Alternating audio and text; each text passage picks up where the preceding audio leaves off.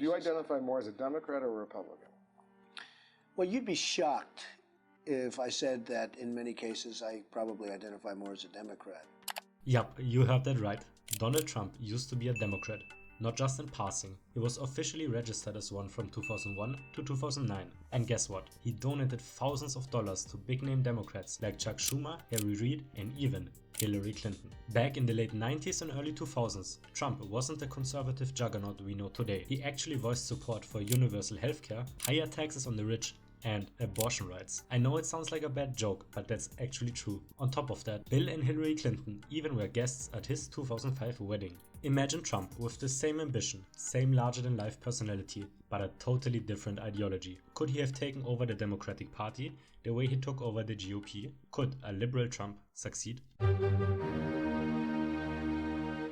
I know it's hard to believe that Trump used to have liberal stances. For those who don't trust me, I put some sources in the description so you can check for yourself. But to be fair, even with the sources, it's hard to say if Trump actually believed the things he said back then. Most of the liberal stances he expressed were in relation with his brief 2000 run for the presidential bid with the Reform Party. So it's impossible to say if Trump actually believed the things he said or if he just said them because he thought it benefits his campaign. Anyway, for this video I'll assume he meant everything he said and continues to believe in liberal ideas. The divergence point of this scenario is 2009, where Trump switched to the Republican Party in our time. In this timeline he of course doesn't. Instead, he slowly becomes more active inside the Democratic Party. This liberal Trump wouldn't have a hard time making powerful but liberal friends, and I strongly believe he would find several donors that are willing to help with his campaign. There's one more thing I'll assume about this timeline though. Since he's now a liberal, Trump also does a better job at restraining his tongue, because while the Republicans let something like grab him by the pussy fly, Democratic voters would never. If that clip leaked while he was running for the Democratic campaign, his political career would have been over before it even started. The same goes for mocking disabled journalists. I think you get my point. He's still Trump and says controversial things, but in this timeline, his sexism and co are toned down. Before we begin with the 2016 race, please consider subscribing if you enjoy content like this one. I almost have 10,000 subscribers and reaching that number would mean a lot to me. Anyway, let's dive in. Does a liberal Trump even have the remotest chance of winning the Democratic nomination? And if he does, could he win against whoever his Republican opponent would be? A controversial billionaire like Trump running on a liberal platform, that's strange. You might think Trump winning as a liberal, that's impossible. But when he announced his presidential ambitions in 2015, everyone thought the same thing. The media laughed at him and the Republican establishment didn't take him serious at all. That of course changed very quickly. If we can understand why he succeeded in 2016 and check if those factors would still apply to a liberal Trump, we can determine his chances. And I think we can easily pinpoint three main reasons why he won the Republican primaries in our time. 1. Populism and anti-establishment sentiment. Trump positioned himself as an outsider, taking on the political elite. Many Republican voters in 2016 were frustrated with Washington insiders, and Trump's attacks on establishment figures like Jeb Bush and Mitt Romney resonated. Anti-establishment rhetoric on the right and left is different, but it can work both ways. I think Bernie Sanders gaining a lot of popularity in 2016 is evidence of that. While Trump in this timeline has some powerful friends inside the Democratic Party, he is no Hillary Clinton. So Trump would need to run a populist campaign comparable to Bernie's campaign. And while Bernie is pretty good at populism, Trump is unmatched in that regard. Of course, now instead of spinning his populism against migrants, his new enemy is Wall Street. He blames them harshly for the 2008 financial crash and cites them as the reason why younger people can't afford houses anymore. In debates, when Hillary points out that he's a billionaire himself, he spins it as further proof of his point. Hillary, you're friends with these people. Don't lecture me. I know how they act and think. They're evil and we need to keep their power in check. If you get elected, they will just get more tax cuts. Not under my watch. Such populism could work really well if he frames it correctly. Trump in this timeline would be like an angrier version of Bernie Sanders. I think the Joe Rogan crowd would love a left-wing candidate like that, and social media would be constantly trending with crazy Trump populist statements. Kinda like it did in our time, just the other way around. And speaking of the media, another reason for his success in our timeline was 2. Media domination and controversy. Trump's ability to command free media coverage was unprecedented. His controversial statements ensured he dominated headlines, drowning out his opponents. Dominating the media matters a lot during election campaigns, and Trump simply knew how to play the media like a flute. What he did really well in our timeline was being an honest liar. When attacked about not paying taxes by Hillary, he simply stated that all of her friends do the same. This style of populism would gain a lot of news coverage easily. A billionaire harshly attacking other billionaires simply is a great story. I don't think Fox News, CNN and co could look away. Trump, no matter if liberal or conservative, is to the media what a bright light is to moths. So far, the only assumption we need to make is that Trump would be able to pull off left-wing populism. And I honestly think he could. He frames himself as a symbol of the American dream that wants to make the dream possible again. His new slogan is now Make America Fair Again, MAFA. Instead of building a wall, this Trump wants to drain out Wall Street. His core voter base would likely be quite similar in this timeline actually. White suburban Americans that are disillusioned with politics. I think someone like Trump can convince them of pretty much anything. But if we want him to win the primaries, there's one more factor we need to consider. The one factor that makes this whole scenario shaky. 3. Weak opponents. Finally, one of the biggest reasons Trump got the nomination in our time was the simple fact that he had weak opponents. You don't need to be a perfect candidate to win a nomination. You simply need to be better than the competition. While Hillary Clinton was not the strongest Democratic candidate, she definitely is a tougher opponent than everything the GOP had to offer. But I think the fact that Trump beat her in the presidential race is at least kinda evidence for a claim that he could beat her in the primaries too. However, I actually think Hillary Clinton wouldn't be his hardest opponent. We have already seen multiple times in America that Trump's populism can beat the establishment. But what about populism versus populism? In that case, things are completely different. And in 2016, the Democrats already had a pretty popular, somewhat populist candidate, Bernie Sanders. And Bernie Sanders had a lot more credibility as a left-wing politician. Imagine two candidates trying to win the tax-the-rich crowd, but one of them is a multi-billionaire. Trump would need to perform exceptionally well in debates to surge ahead of both Bernie and Hillary. For the purposes of this scenario, we'll just assume that he does. Because to be fair, if there's a billionaire in the world that could pull that stunt off, it's Trump. Think about him what you will, but his personality, specifically back in 2016, worked wonders. So let's assume that he, by some great campaigning and genius media strategies, actually wins the Democratic primaries. What now? Could he win the race for the White House? Oh, and of course, who would his opponent even be?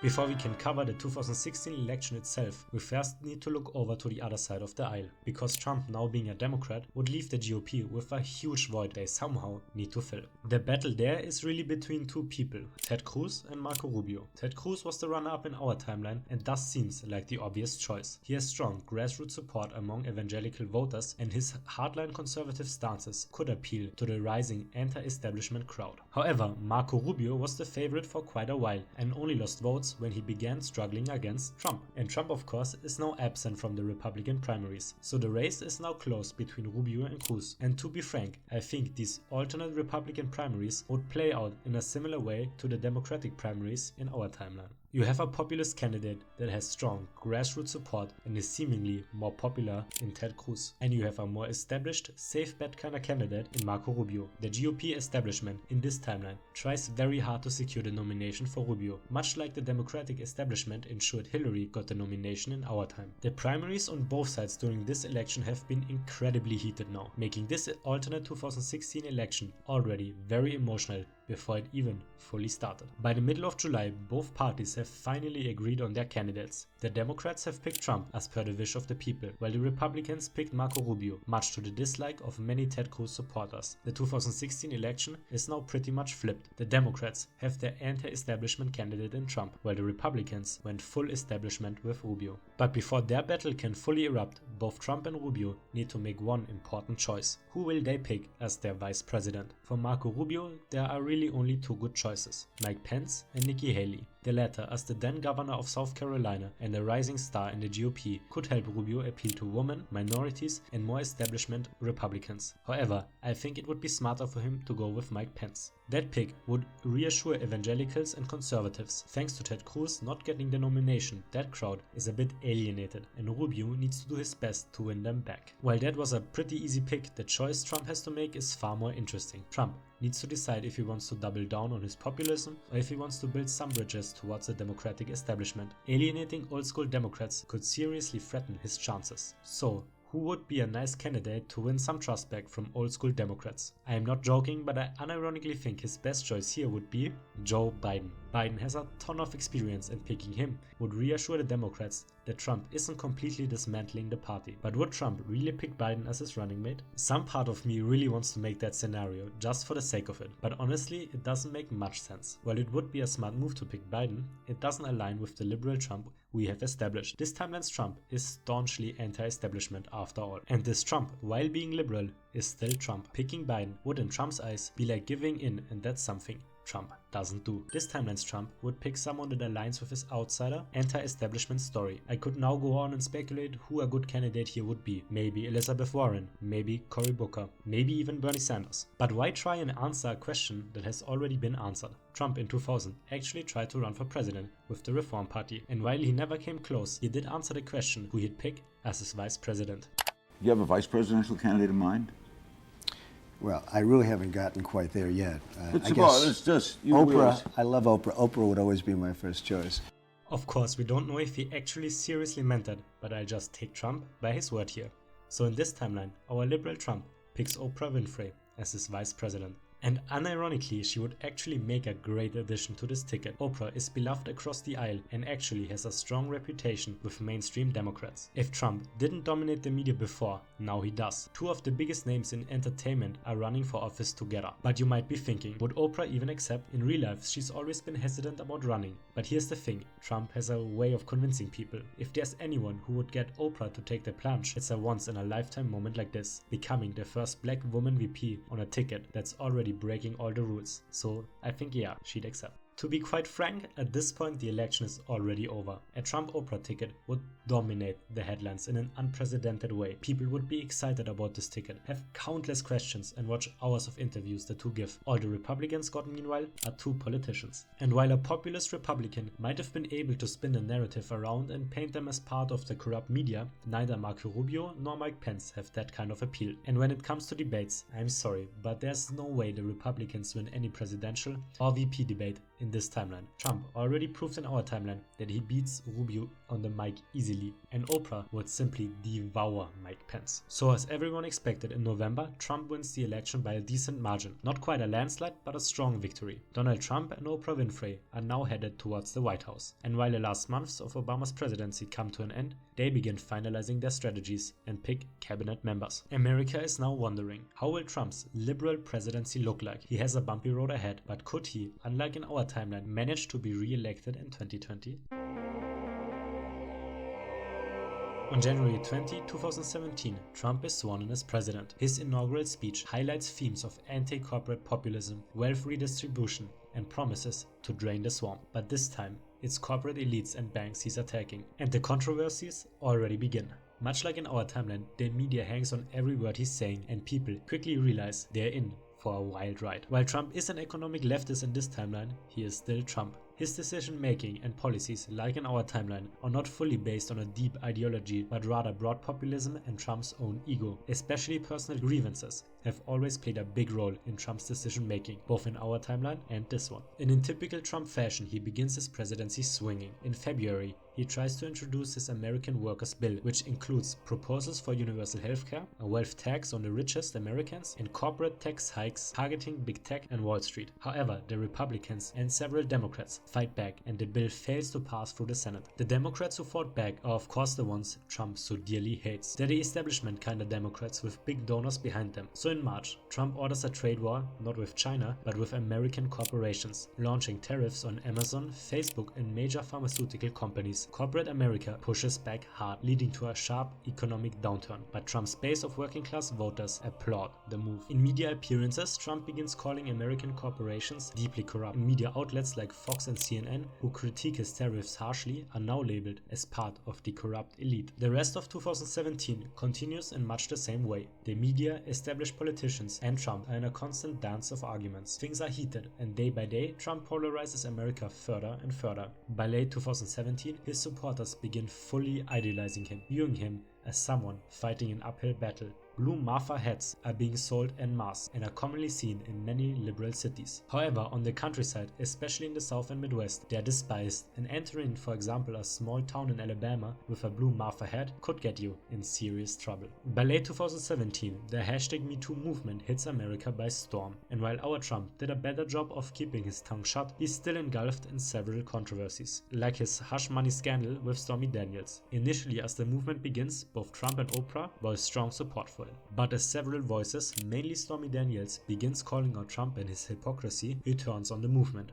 At least partially. He accuses several of Hollywood's big stars of being elitist parasites. He accuses them of hijacking the movement from actual victims to further their own agenda. He specifically calls Stormy Daniels a corrupt tool of the billionaires. For some, this messaging resonates well, but for others, especially the media in Hollywood, this is a final straw. Trump's approval rating varies massively now amongst blue-collar workers and many young Americans. He's doing really well, but rural and middle to upper-class Americans feel completely alienated. Behind the scenes, Oprah and Trump slowly begin to fall out, specifically over issues regarding the #MeToo movement. Oprah is seen by many as the voice of reason in an otherwise chaotic cabinet. The 2018 midterm elections see a dramatic shift in Congress. Trump loses the House to a coalition of centrist progressive Democrats led by Nancy Pelosi, who is now a major target of Trump's attacks. However, thanks to his appeal amongst blue-collar workers, the MAFA faction manages to keep the Senate. The first half of 2019 is relatively uneventful. Trump continues his tax war against corporate America. Meanwhile, the crisis on the southern border worsens and Trump fails to fully address the issue. Countless migrants flocking into America ignite a flame in far-right circles. The GOP slowly but steadily gets taken over by nationalism and strong anti-immigration sentiments. And thanks to his harsh handling of the increasing immigration, Ron DeSantis quickly emerges as the figurehead of this new era of the GOP. Trump, of course, takes notice. He wants shade on DeSantis and the elites in Florida fast. So behind the scenes, Trump secretly approaches the Mexican government. He pressures the country to launch investigations against DeSantis and several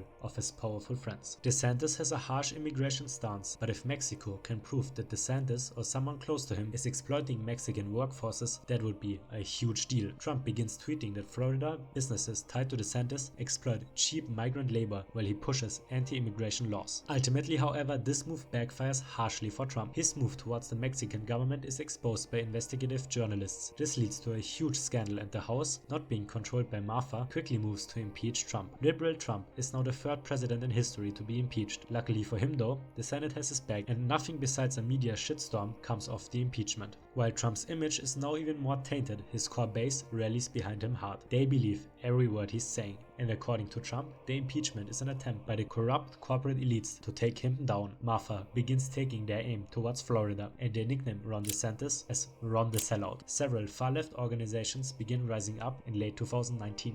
Antifa and co. vandalize and even attack several Walmarts and Amazon warehouses across America, but Trump quite publicly refuses to criticize Antifa. The far left feels hurt by Trump, and their support for him only becomes more radical the more the media criticizes Trump. As the final year of Trump's first term rolls around, a new crisis begins to emerge, the COVID-19 pandemic. Initially, Trump doesn't take it too serious and claims that big media and big corporations are overplaying the seriousness of COVID to bolster their pockets. On MSNBC, Trump famously says, "They're lying to you about the pandemic. They want to sell more of those fancy masks. You don't need them really, I tell you." As COVID claims more and more American lives, his approval, of course, takes a dive. Trump is forced to take action and launches a national health insurance scheme, but it's a confusing and chaotic rollout. Meanwhile, Oprah struggles to take control of the messaging, often directly contradicting Trump's impulsive statements. Trump harshly blames China and Chinese billionaires specifically for their poor handling of the crisis. He continues to mishandle the pandemic while the situation on the border worsens. Meanwhile, Ron DeSantis fully solidifies himself as a Republican candidate, much to the dislike of the MAFA crowd. The Democrats try to run against Trump. Much of the party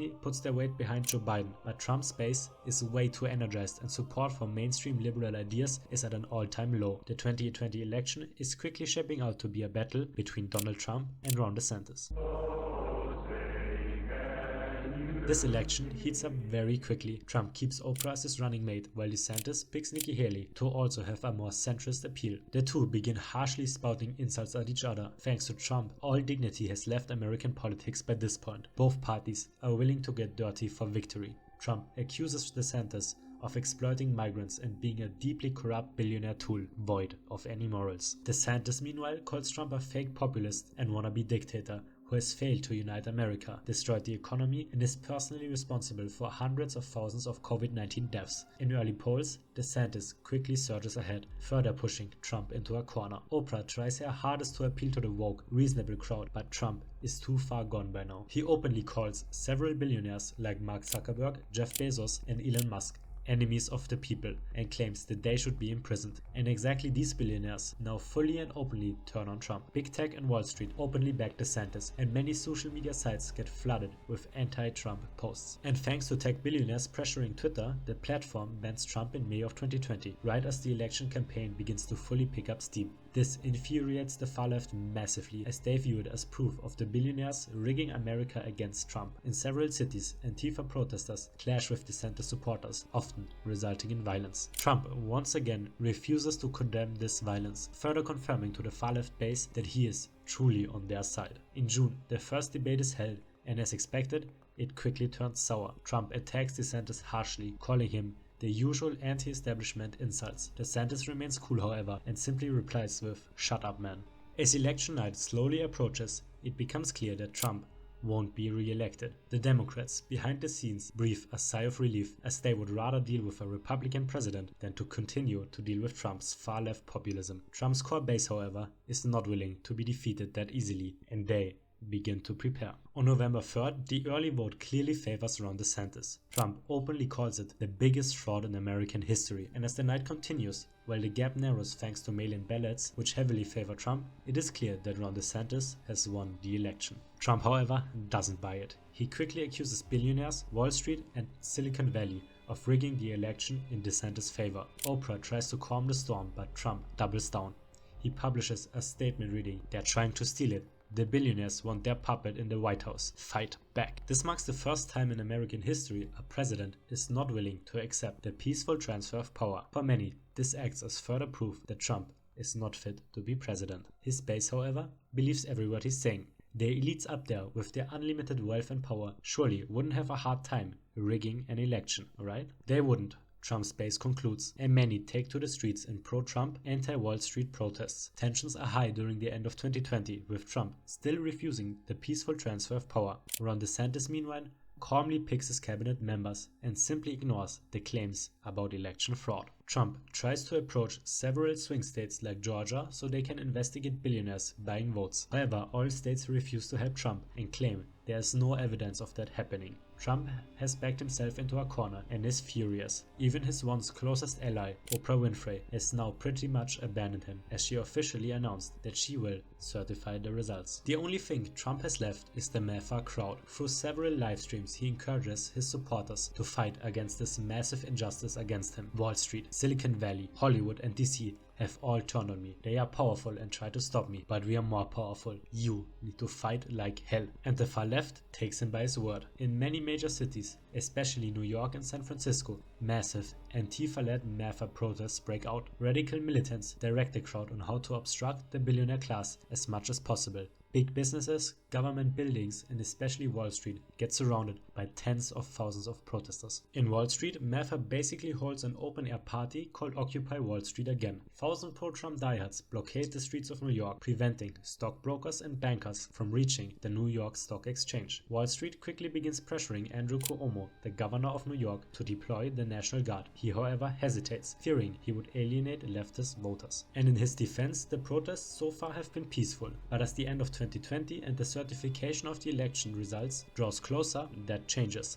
On January 2nd, Oprah again emphasizes that she will certify the election result and criticizes Trump for encouraging the protesters. MAFA quickly labels her as a full traitor, and crowds begin to chant, "Lock up Oprah." More radical Antifa members begin lashing out against police officers trying to control the crowd. Under the chaos, several stores near Wall Street get looted, forcing Cuomo to call in the National Guard on the 3rd of January 2021. This further enrages the crowd, and the protests now turn violent in several cities, reaching comparable levels to the BLM protests in our time. Across the aisle, politicians, media figures, and co. urge Trump to calm down his base to stop the looting, but Trump refuses. Instead, he keeps silent, closely watching the situation unfold. hour by hour. In the next 48 hours, things calm down a little again, with violent outbursts and lootings spreading further in time, and then Trump decides to fully commit. In the early morning of January 6, Trump publishes a video on Telegram calling for anyone in or close to DC to protest in the streets. Oprah, the class traitor, has sided with the billionaires. Only we the people can stop this corporate coup that will take place in the Senate today. Make your voices heard. March on DC. The people are stronger than the ruling class. Fight, fight, fight. The video quickly spreads like a wildfire. And MAFA takes Trump by his word. Thousands of protesters, led by Antifa, now march towards the Capitol. Some of them just with duct tape signs. Others organized in radical groups, hoping today is the day they'll unleash anarchy upon America. But then Trump gets betrayed yet again. Lloyd Austin, his Secretary of Defense, orders the National Guard to be deployed to DC right after the first 100 protesters appear at the Capitol. America is forever changed. I know this video got a little wild toward the end, as realism took a backseat to storytelling. But honestly, how could a scenario like what if Trump was a Democrat not go off the rails? Let me know in the comments, did you like how the story played out, especially toward the end, when things got crazier? If enough of you want more and this video performs well, I'll make a part 2, where things get even crazier. In it, we'll explore how President DeSantis will address moments of crisis like the growing polarization, the war in Ukraine and the war in Gaza. Also, we'll find out how a liberal Trump can plot his comeback and how his inevitable second term will completely change geopolitics thanks to Trump-loyal America turning the war against billionaires global. If you like this timeline, make sure to subscribe, there's more to come. And while you wait for part 2, check out these other videos. One explores Trump not turning his head during the infamous Butler rally, and the other asks, will the US have a civil war before 2030?